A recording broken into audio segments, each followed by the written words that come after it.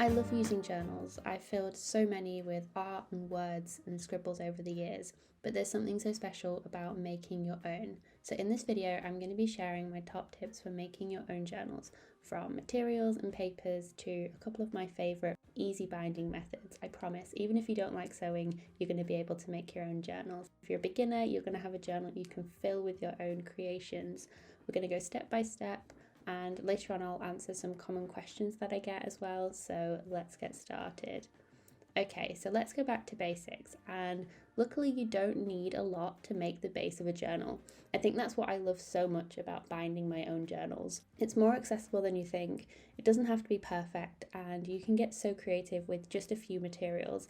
I remember for a project at school once, I bound some papers together with literally just string and a hole punch. Once you get to grips with the basics, the possibilities are endless. So I'm going to be looking at a sewn binding method and also a no-sew method. There are of course a lot of ways to bind a book, but we're going to keep it simple for now. So in terms of tools, at a minimum, I'd recommend that you need scissors and or a paper slicer. Glue, my preference is a glue stick. Needle and thread, for example embroidery if you want to sew your binding, and if you want to be fancy, a corner rounder or a stapler, and any sort of decorating tools you want, paints, stamps, washi tapes, but that can sometimes get overwhelming, so I'm keeping just to the basics for now so we can make the base of our journal.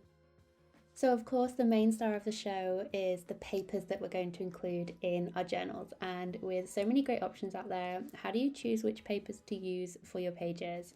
I've put together a list of just some of the papers that you could use. I'll pop it on screen now so you can screenshot. So things like coffee dyed printer paper, graph paper, things that are recycled like free, junk mail, leaflets, brown paper, packaging, secondhand book pages, lined paper from old notebooks that you don't use anymore. I know you've got some of those lying around. Watercolour paper, scrapbook paper, tracing paper or vellum paper, doilies, baking paper or wax paper, wallpaper samples, magazines, music sheet paper, handmade paper, old maps, or even wrapping paper that you get from gifts. There's so many different options, so I'd encourage you to think outside the box, and you'll soon find that there's loads of different papers in everyday life that you can repurpose into a page of your journal. So it can be helpful to have a basket or a bin of some sort that you can start collecting different papers in, so that when you want to make yourself a journal, you've got something to rummage through and have a see which papers you've been collecting that you can use in your journal. But when it comes to choosing which papers to use for your journals, there are some things that I think you need to look out for so that you can pick the perfect papers for your pages. So the first thing is paper weight. So the GSM, or grams per square meter of paper, just refers to how heavy the paper is. So the higher the number, the thicker the paper.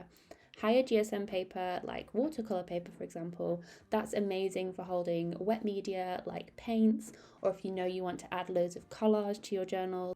Whereas thinner paper like tracing paper or old book paper can be a little bit trickier to work with, but can add some charm to your pages. So a quick test you can do that I like to do to see whether the paper is too thin to add to a journal is I will fold the paper in half, and if you can see that the edge where you folded the paper has signs of the paper starting to rip or fray, then it's probably too fragile to be bound into the journal as an actual page.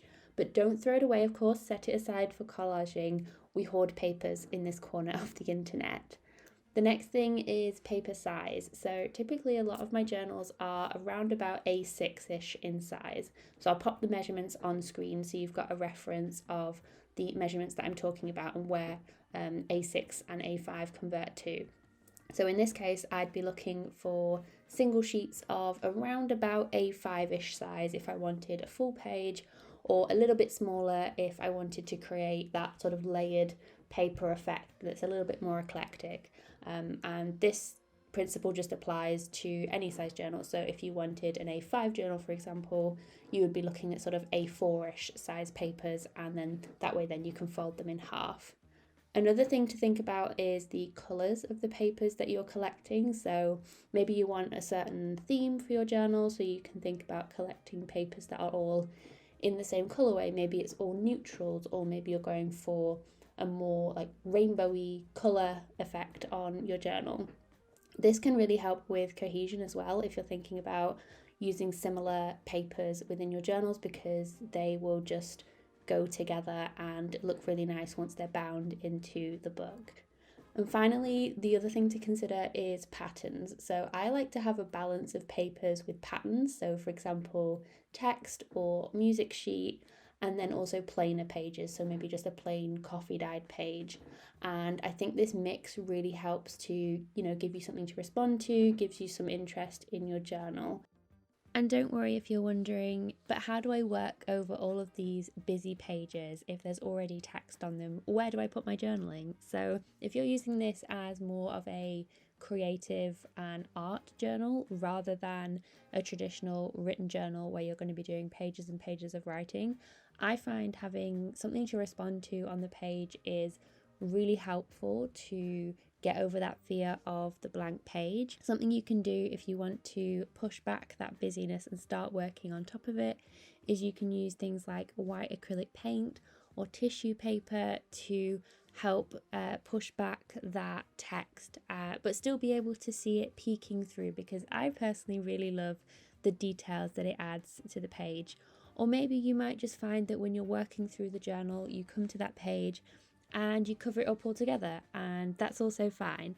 So I would just encourage you to get creative with the different types of papers that you gather ready to bind into your journal. Having different papers in my journal is the perfect place to experiment and play with all of my art supplies, which is why I'm excited to share that today's video is sponsored by Skillshare. Skillshare is the largest online learning community for creatives, with thousands of classes led by experts across illustration, design, painting, and so many more. I've drawn and painted in many sketchbooks in the past, but I really wanted to start bringing more of this into my art journaling practice. I've collected so many materials over the years, including watercolours, and I found Rosalie Hazlett's class on painting the natural world helpful for practicing the basics and also colour swatching from my reference photos. It's inspired me to use my watercolours to practice these techniques that she covers in the class and make some nature-inspired papers to bind into my journals. The class is part of one of Skillshare's many learning paths, which each have hand-picked classes designed to be taken in order. They cover so many different topics, and I'm excited to dive into more of the watercolour classes. If you want to join me in starting your own learning journey on Skillshare and expand your creativity, the first 500 people to use the link in the description will receive a 1-month free trial of Skillshare. Thank you to Skillshare for sponsoring this video. So the first binding we're going to look at is a simple sewn journal with just a 3-hole pamphlet stitch. Essentially, it's just one signature that you can work in. So what is a signature? In the world of traditional bookbinding, a signature is just a collection of papers folded in half, essentially. A journal can have one signature or multiple signatures, and then the signatures are then sewn into the spine of the journal. Personally, I like to work with one signature journals like this one or this one. A common question I get asked all the time is, how many sheets of paper should you include within a single signature? Of course, once you start working in your journal, it will expand, so you want to leave enough room for the journal to grow, especially if you're anything like me and love adding all different bits and pieces into your journal without putting too much pressure on the binding, because that can cause damage. You might have pages falling out, or it might just get too bulky to work in. Like, we like chunky journals around here, but it might just get a bit too much. It will depend on the thickness of the papers that you're including, like I mentioned earlier, but a rule of thumb for me is around 10-ish papers, but you will have to look at the papers that you're including and experiment depending on, your journaling style and what you want to include. So if you had 10 really thin sheets, that might be different to 5 thicker sheets, and then you might want to include like 3 thinner sheets, for example. You just sort of want to get a feel for how the journal shapes up for you, and just sort of practice and experiment a bit.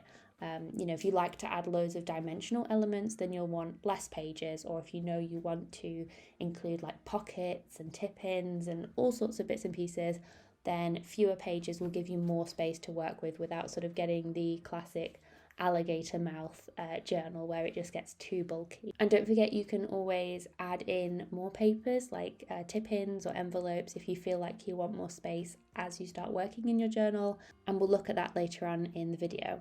To bind our journal, we're going to take the papers we've gathered and fold them in half. For your cover, you'll want to use something like scrapbook paper or a thicker card and use that as the final sheet sort of wrapping around your signature. It's also a great way to use up any of those 12 by 12 pads that you have in your stash. I find it helpful to use a couple of paper clips, one on each side, to keep your papers together and stop them from moving and shuffling around whilst we're doing the sewing of the binding. Sometimes you might find that the pages in the middle of the signature peek out at the edges and overlap, but don't worry about that. You can always trim the edges at the end to fix it up.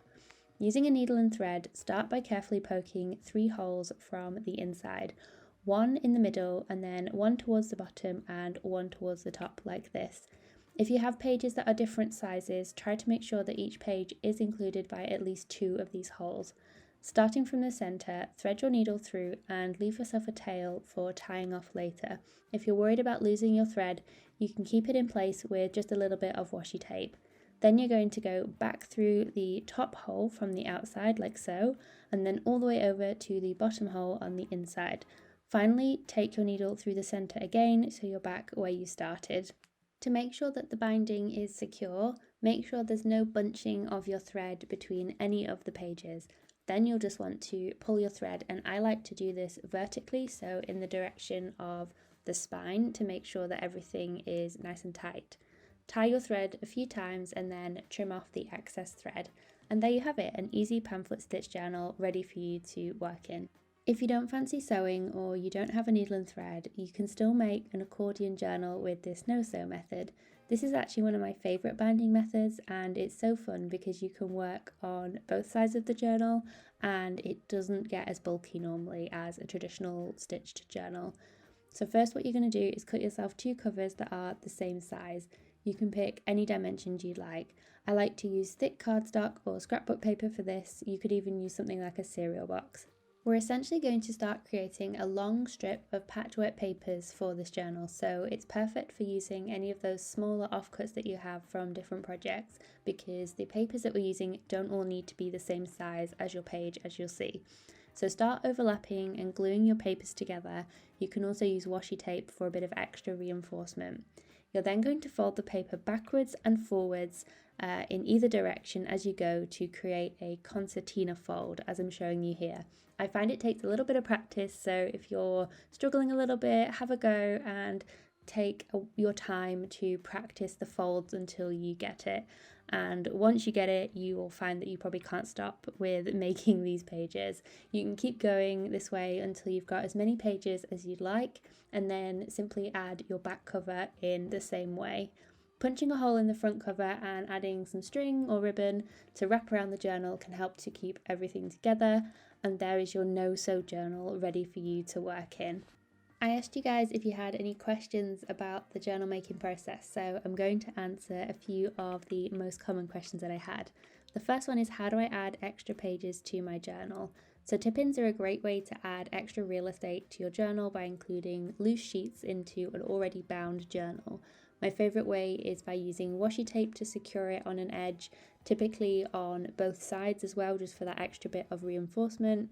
If you add it in the centre fold, it will give the effect of it being essentially an extra page, whereas taping it along the edge of a page kind of creates more of a fold out and an extension of your page. You can do this when the journal's empty or add them in as you go. Just be mindful that adding too many in the centre may put a bit of pressure on your binding. The next question I had is, when I make a page I don't like, how can I recover the page, especially when the journal has already been stitched together? So I think there's kind of 3 scenarios here that I would recommend. The first is you could simply just cover it up and work with it, maybe start adding some collage, some paint, or even include a tip in over it so you don't have to look at it when you flick through your journal. The second would be to gently tear it out.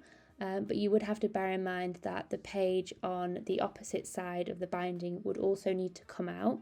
So if you don't want to tear that out, what you can do is leave sort of about an inch all along the binding that you can then tape to your page, and that will stop the page on the other side from falling out of your journal. And the third is to simply just turn over the page and keep journaling and use the next page in the book. And if you're worried that the pages are falling out of your journal, this may be a sign that you've added a little bit too much bulk to your journal, or that the pages you've added are too thin for the binding, so it's kind of tearing at the stress points. You can use washi tape to add a little bit of extra security if that is happening, or you might just simply need to remove the pages from the binding and then add them in again like a tip in. But normally I find that if I've got pages coming out of my journal, it's because I'm simply adding too much stuff into my journal, more than it can take. So if you're working in a single signature journal and you're finding that you're just throwing too much stuff at it, maybe you need to create one where you have 2 or 3 or even 4 signatures and spread out your journaling so that you've got more room to work with in a journal that has a thicker spine. And finally, what should I put in my journal? So now that you've made yourself the journal, the possibilities are endless. You can add quotes and sketches, collages and photos, or even create pockets to tuck mementos into.